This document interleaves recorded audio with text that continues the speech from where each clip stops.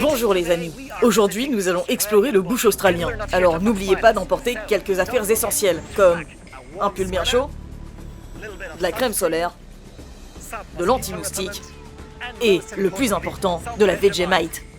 Attention, les Australiens aiment bien faire des blagues aux étrangers, comme par exemple faire croire aux touristes que la Vegemite est comestible. Je vous recommande de ne pas en manger, car c'est en fait un répulsif anti-drop bear. Ce sont des koalas carnivores très vicieux, qui tombent sur la tête des gens pour leur manger le cerveau. Pour s'en protéger, il suffit de mettre un peu de Vegemite derrière les oreilles. Enfin, n'oubliez pas de régler votre caméra en mode hémisphère sud. Voilà, c'est mieux quand même.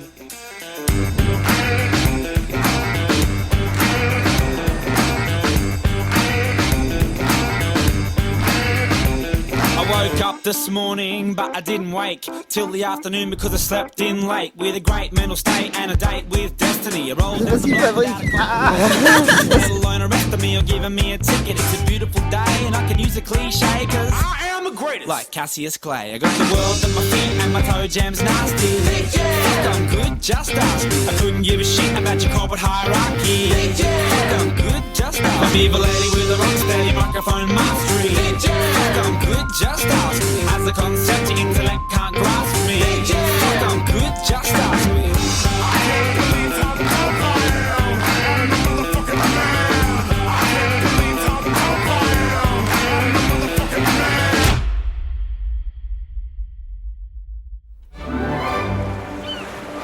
L'Australie est le premier pays occidental sur notre itinéraire. Occidental? C'est pas du tout à l'ouest l'Australie. Non mais, tu sais ce que je veux dire, c'est un pays du Nord quoi. Non plus.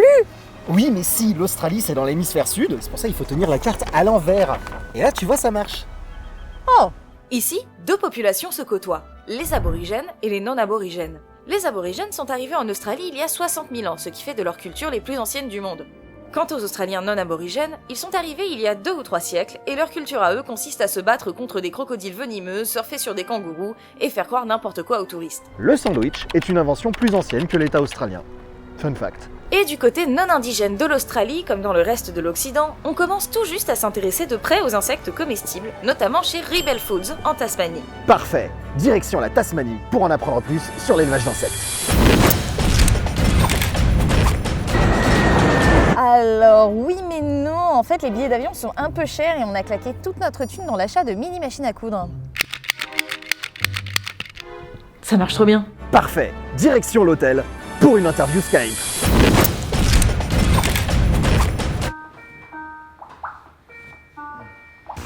So Rebel Food Tasmania is based in Tasmania, Australia, and we farm 3 types of insects: crickets, mealworms and woodies for human consumption, really looking at how insects can feed into a local food economy system, so growing high quality insects from high quality food and farm leftovers. Pour être parfaitement franc, du côté non aborigène de la force, les insectes sont pour ainsi dire absents de la gastronomie australienne. We're targeting chefs and restaurants. The taste difference is so huge when you've got an insect that's been grown of fresh food and given to a chef who knows what they're doing. In terms of legally, we've never had the problem the EU nations had of having insects listed as a novel food. The Australian regulators recognise that insects have always been on menus, depending on what culture you're from, because there's a long Indigenous history here of eating insects. Les aborigènes? Tiens, intéressant ça.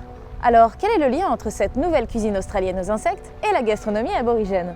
It doesn't. In short, we're really specific about not plundering native insect species. We don't want to be out there raiding native insects and impacting their viability. So we're not at all in the indigenous food scene. Cette nouvelle gastronomie entomocole australienne se développe donc en parallèle d'une cuisine bien plus ancienne, qui elle incorpore les insectes depuis plusieurs millénaires. Les aborigènes grignotaient les insectes plusieurs dizaines de milliers d'années avant que les Européens n'arrivent en Europe.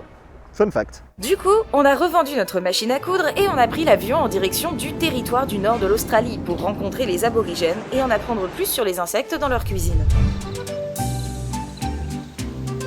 Ici, dans les territoires du Nord, c'est l'hiver. Et malgré ça, le temps est quand même relativement clément.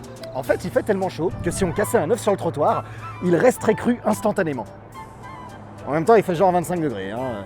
c'est pas mal pour l'hiver déjà. C'est donc sous le ciel bleu hivernal du centre de l'Australie que nous nous sommes mis en route en direction d'Ali Kurung, une petite communauté aborigène au nord d'Alice Springs, dans laquelle se côtoient des membres des populations Warlpiri, Warrumungu, Kaitetie et Aliawara, 4 des 300 ethnies aborigènes australiennes. Et ce sont Ziza et Martha, toutes de Warlpiri, que nous allons accompagner aujourd'hui dans la brousse australienne pour essayer de déterrer quelques insectes. Ce qu'il faut comprendre avec les insectes comestibles du coin, c'est qu'ils font partie de ce qu'on appelle le bush tucker, qui en gros recouvre l'ensemble des trucs comestibles qu'on peut trouver dans le bush australien. Des baies, des racines, des graines. We get bushberries from these ones.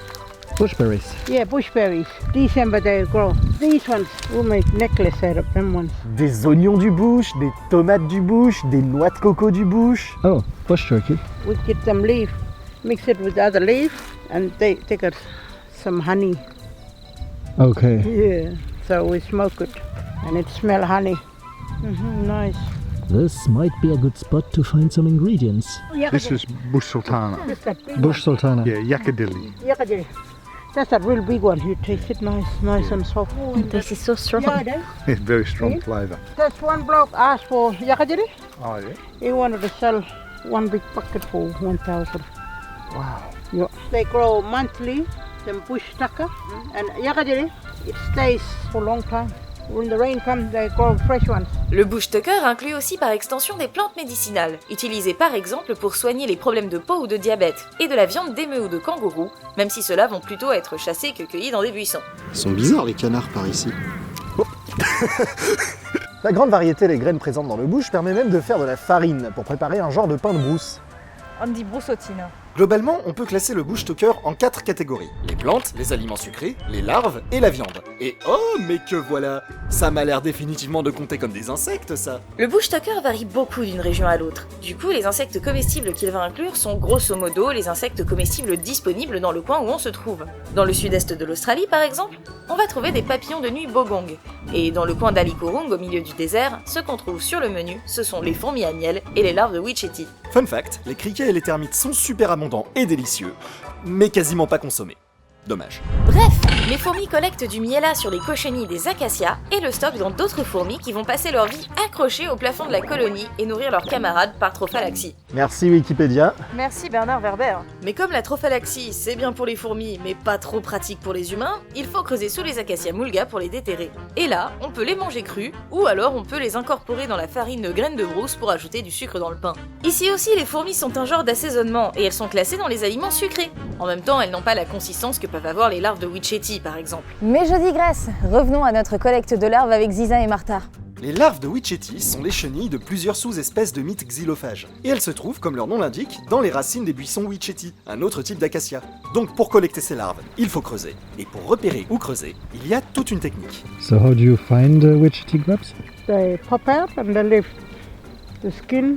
En effet, quand les larves se transforment en papillons, elles laissent la mue de leur chrysalide derrière et un peu de sciure jaune, marquant ainsi quels arbres contiennent potentiellement des larves. Et là, il n'y a plus qu'à creuser pour déterrer les racines. Et bingo, on a bien trouvé des racines.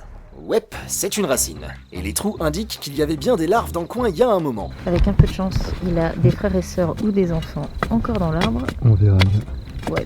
On est sur la bonne piste. Usually it's when people are on the move and they would come across an area that is known for it, then they would just dig around there. A lot of effort extended before you can get enough for a meal. And do you think we'll find any today? It all depends on luck. Le bush tucker varie beaucoup en fonction du climat et des saisons. Les fourmis à miel et les witchetty grubs sont disponibles toute l'année, mais on les trouve plus facilement après une bonne averse. On était vachement contents qu'il fasse beau en Australie il y a 2 jours, mais là, on paye moins les malins. Hey! Martha a peut-être trouvé quelque chose. Ah, enfin! Après des heures de recherche, on va peut-être trouver notre première larve. Did you find something interesting? Nothing. Ah. Ou pas. Acacia partout, insectes nulle part. Auriez-vous par hasard projeté d'avoir des insectes dans votre documentaire à insectes? Hein? Eh oh! Bref, la collecte de larves, c'était pas simple. Mais on a fini par en trouver. Nope, Quoi? pas une seule. Bon, voilà, cet épisode est terminé. Rendez-vous le mois prochain pour notre épisode sur le Mexique. Bon, on est venu en Australie pour essayer de piger comment fonctionnent les insectes comestibles du coin. Bah voilà, on a notre réponse. Ils sont hyper chauds à trouver. C'est un peu le principe du bush tucker en fait. Tu fais ce que tu peux avec les ressources alimentaires que tu trouves dans la brousse et la disponibilité de ces ressources varie énormément, ce qui rend les collectes super aléatoires. C'est comme une collecte aléatoire normale, mais avec une cape. Heureusement, on a plusieurs cordes à notre arc. C'est probablement moins pratique que ça en a l'air pour tirer des flèches, mais nous nous sommes néanmoins mis en route en direction de Mudgee, afin de rencontrer Sharon Windsor, PDG d'Indigi Earth, une entreprise de traiteurs aborigènes. My name is Sharon Windsor. I'm a Nambar Whalewan descendant from northwest New South Wales, which I specialise in lots of different Australian native foods, ingredients, catering and retail products. The purpose of the retail products was to bring culture and traditional foods to homes across the country and across the world. Indigi Earth se fournit en bush tucker chez les communautés aborigènes autour de l'Australie et commercialise ça un peu partout. Alors, qu'est-ce qu'il y a au menu? We have native lemongrass, native saltbush. This is the native peach, known as quandong. We use these to make a wild peach chutney and a wild peach jam. Interesting. Everything is quite acidic. Yeah. Not very sweet. No. And that's why our traditional diet was so very healthy. No sugar in our diet, high protein, no fat. So one of these has the vitamin C equivalent to 80 oranges. What? Yeah. Les vitamines, c'est bien, mais est-ce qu'on n'a pas aussi quelques protéines à ajouter dans le jus de fruits? Ah, fantastic. There they are. Yeah, there's quite a few in there. Voilà, enfin, les fameuses larves de Witchetty. We keep them in the dirt because they actually attack each other. Oh. They do? Yeah, they get much bigger. Bigger than that? Yeah. Whoa. Yeah. What? Yeah. They're already super huge. Yeah, they are. Things like witchetty grubs were commonly eaten across all tribal areas. Traditionally, we didn't eat meat such as kangaroo or emu all the time. Once every full moon or when ceremonies were done, we would eat meat. And in between those, things like witchetty grubs and the small lizards and fish were eaten instead. And that was also a way of looking after our animals and making sure that we didn't kill out lots of the animals. Oh, we have a visitor. Well. Hello there. Effectivement, ce volatile ne perd pas le sud. Mais oui, mais parce qu'on est en Australie et du coup le sud il est au nord parce qu'on est à l'envers et ok d'accord. Bref, il est l'heure de passer à table. Alors, comment ça se prépare la larve de Witchetty? So lots of people like to eat them live. Other people eat them cooked. We're gonna cook them today. So paper bark is something that traditionally we would cook with. So we would wrap the food in paper bark and cook it over the coals. Et si on n'a pas de barbecue à portée de main, une poêle et un peu d'huile font très bien l'affaire. Just cook them live. Mais alors du coup, vu que c'est une larve avec des réserves énergétiques et des protéines, est-ce qu'on va avoir droit à une petite réaction de Maillard? Merci Maillard. Merci de réagir. La saveur des larves de Witchetty est assez différente des insectes frits qu'on a pu goûter jusqu'ici. C'est un peu différent des vers de charançon qu'on a déjà mangés. Un peu ouais. À l'intérieur, c'est pas sec du tout, c'est un peu comme du blanc d'œuf. Ouais, effectivement, ça fait blanc d'œuf. Ceux-là ont beaucoup plus de goût que les charançons, j'ai l'impression. Ils ont une saveur très simple, mais très longue. C'est pas fort, c'est juste long en bouche. Ça a genre une saveur de la terre. Moi, ça m'évoque les grandes étendues de terre de l'Australie, en fait. Ces insectes australiens ont le goût de l'Australie. C'est incroyable. That's the most Australian you can get. Is the witchetty grub. Even more Australian than the kangaroo, I think. Yeah. Cette dégustation de bush tucker nous a permis de découvrir plein d'aliments très différents de ce qu'on trouve en Europe. Pour nous, l'Australie est un véritable continent de saveurs inexplorées. So these are lots of different ingredients from right around the country. So what I do is sort of bring all those ingredients together. I work with lots of different communities. So all this is wild harvested and grown on traditional lands. Sorry, they grow it? Yeah. Ah, on peut cultiver le bush tucker. Effectivement, il existe plusieurs initiatives visant à essayer de cultiver les plantes de la brousse plutôt que de les récolter, notamment les raisins secs du bush. Around Alice Springs, they're attempting to plant them and use them as a commercial crop. There's certainly a commercial opportunity, and that creates employment in Central Australia, which is very important for Aboriginal people. Bush tomatoes is quite popular at the moment. Some Aboriginal communities are looking at growing more for economic development in their communities to help the community support themselves financially. D'accord pour les plantes, mais les insectes, on peut les élever, eux? Yeah, it is possible. Any insect can be farmed, I guess. So, yeah, I'm not sure how that would work or how that could happen. I'm sure there's great technology or whatever that could do that, but yeah. On l'a vu nous-mêmes, les récoltes d'insectes peuvent être super imprédictibles et aléatoires. Arriver à lancer des élevages de larves de witchetty et de fourmis à miel, ça serait un moyen formidable de pouvoir s'assurer d'en collecter tout le temps. Et puis, la protection des populations d'insectes sauvages, tout ça. Mais à l'heure actuelle, contrairement à la Thaïlande, il n'y a aucune tentative d'élevage commercial de ces insectes comestibles.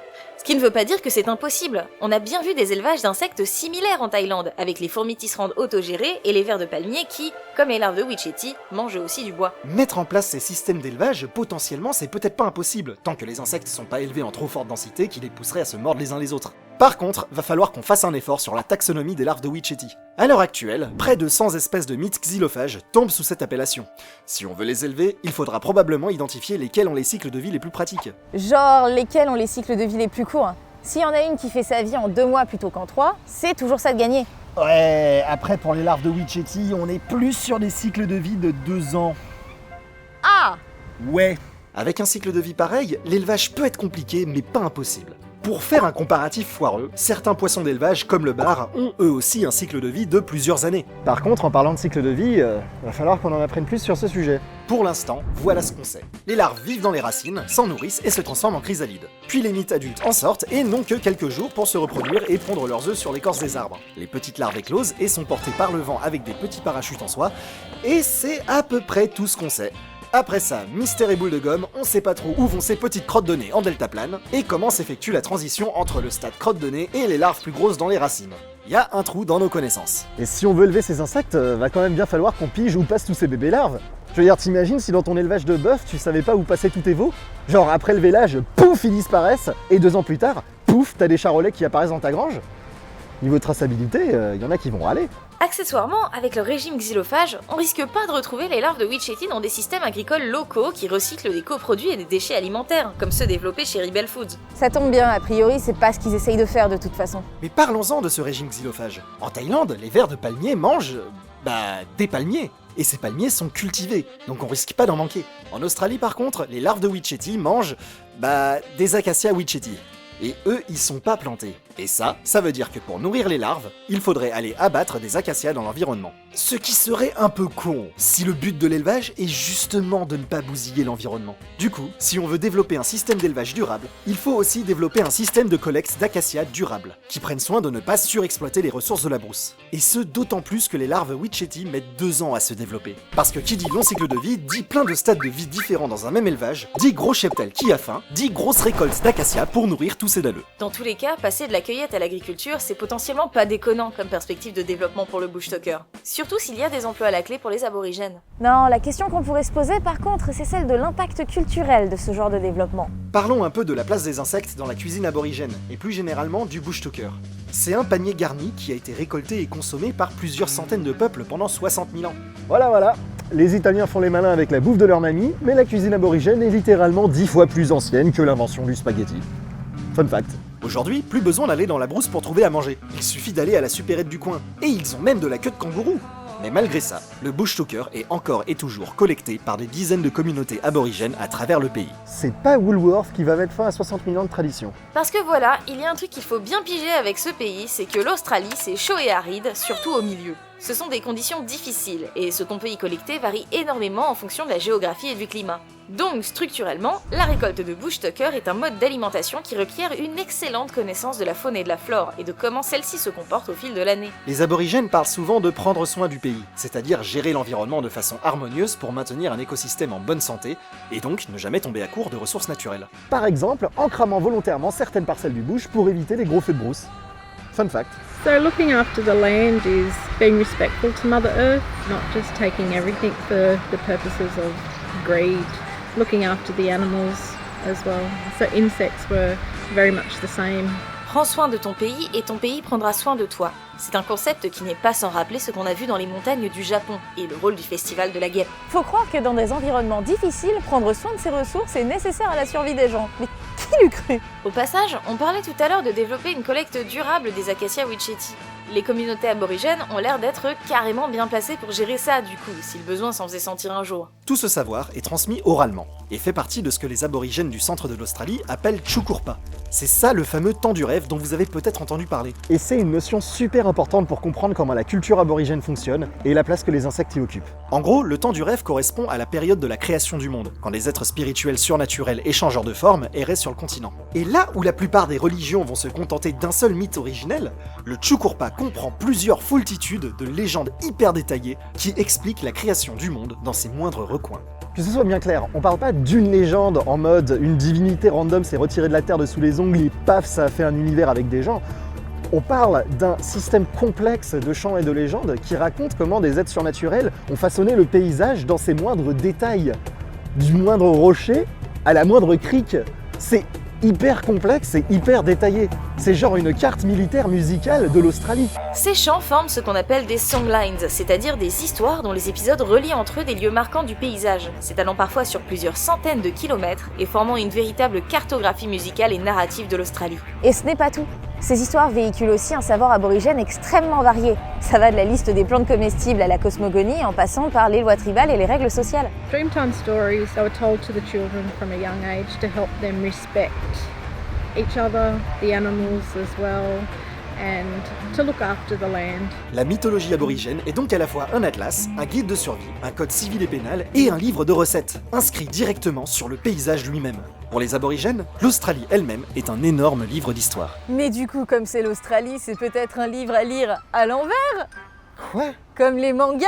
Non ! Et le Chukurpa concernant le bush tucker est encore transmis de nos jours. Il est transmis de bouche à oreille. Ok, stop. Et le Chukurpa concernant le bush tucker est encore transmis de nos jours. Les techniques de collecte d'insectes ou la fabrication de boomerangs sont encore enseignées. Parce que quand bien même les aborigènes n'ont techniquement plus besoin de collecter des larves ou de chasser des kangourous pour se nourrir, ce savoir-faire dépasse la simple problématique de l'approvisionnement en nourriture et porte aussi sur des questions spirituelles et sociales. C'est une part hyper importante de l'identité culturelle de beaucoup de communautés aborigènes. À ceci près qu'aujourd'hui, ils chassent les émeus et les kangourous en 4x4 et qu'ils utilisent des fusils plutôt que des boomerangs. Et ça c'est balèze parce que les fusils ça revient quand même vachement moins bien. Ok, mais si on commence à cultiver et élever du bush tucker, en vrai c'est un changement assez radical dans la façon de concevoir cette cuisine. Le principe même du bush tucker, c'est d'être le fruit d'une collecte opportuniste et imprédictible, consommée quasiment sur place. Là, on parle de standardiser la production et de la rendre un peu moins aléatoire. Mais si on peut se fournir en fourmis à miel dans les élevages, est-ce que les aborigènes arrêteront d'aller en collecter ? Et du coup, est-ce qu'ils risqueraient pas de perdre toutes les histoires liées à ces insectes ? La transmission de leur culture se fait quasiment qu'à l'oral. Du coup, s'ils n'ont plus besoin d'aller déterrer des insectes dans la brousse, est-ce qu'ils vont juste arrêter de se transmettre ces connaissances ? Attends, t'avais pas dit qu'il y avait du kangourou en supermarché ? Oui, et alors ? Bah, les aborigènes continuent d'enseigner la chasse aux kangourous. Oui, mais ils ont remplacé les boomerangs par des fusils. Quand bien même, ils continuent à enseigner comment fabriquer et comment utiliser des boomerangs. Effectivement. Comme on l'a dit plus tôt, les histoires autour de la collecte du bush tucker dépassent le produit lui-même. C'est précisément à cause de leur poids culturel qu'elles continueront à être transmises. Si le bush tucker est cultivé plutôt que collecté, il y a fort à parier que la transmission continuera sans problème, et l'impact sera moins culturel qu'économique. Yes, la culture est sauvée. Une victoire de plus pour la gastronomie. Alors on n'a pas dit ça. Ah ? There's been quite a big problem in Australia with Aboriginal communities not being paid the right money for bush ingredients and fruits, and communities basically being ripped off for knowledge. What happened was non-Aboriginal people actually went out to communities, gathered knowledge and information from our people, and then took it back and started growing lots of native ingredients, and that's being mass harvested. And I think the importance of our bush foods has been lost in that process. It's not coming from an Aboriginal perspective, so being able to tell the truth in a way that comes from the heart, comes from our spirituality. We've all got something to share, to educate the world about who we are and where we come from and what's important to us. Étant donné le poids culturel important du bush tucker, la perspective aborigène est essentielle. Indie Earth s'inscrit d'ailleurs dans cette démarche de partage de la culture aborigène par les communautés aborigènes. You know, being able to maintain culture through bush foods. Et faire vivre leur culture est un enjeu hyper important pour les aborigènes aujourd'hui. Parce que je sais pas si vous êtes au courant, mais durant l'histoire coloniale de l'Australie, ils ont subi des tentatives d'effacement culturel d'une violence extrême. What happened is our people were forced to stop living traditional lifestyle when they started being controlled by government and by churches. Coming from like the traditional healthy lifestyle that we led to flour, alcohol, butter, things like that really imbalanced our lifestyle, and health diseases in Aboriginal communities is quite big. That traditional link was broken in lots and lots of communities. Il est donc essentiel que ce genre d'opportunités soit géré par les communautés aborigènes pour qu'elles puissent parler de leur culture elles-mêmes, profiter directement de ces perspectives d'emploi et continuer à s'occuper du pays. Ceci conclut donc notre étape australienne. Si vous voulez en apprendre plus sur comment préparer les Witchetty Grubs, la vidéo culinaire est dans la description de cette vidéo. Quant à nous, on va réembarquer dans l'avion pour traverser le Pacifique et aller au Mexique. D'ici là, portez-vous bien, nous on vous laisse sur ce petit diaporama de la faune sanguinaire de l'Australie.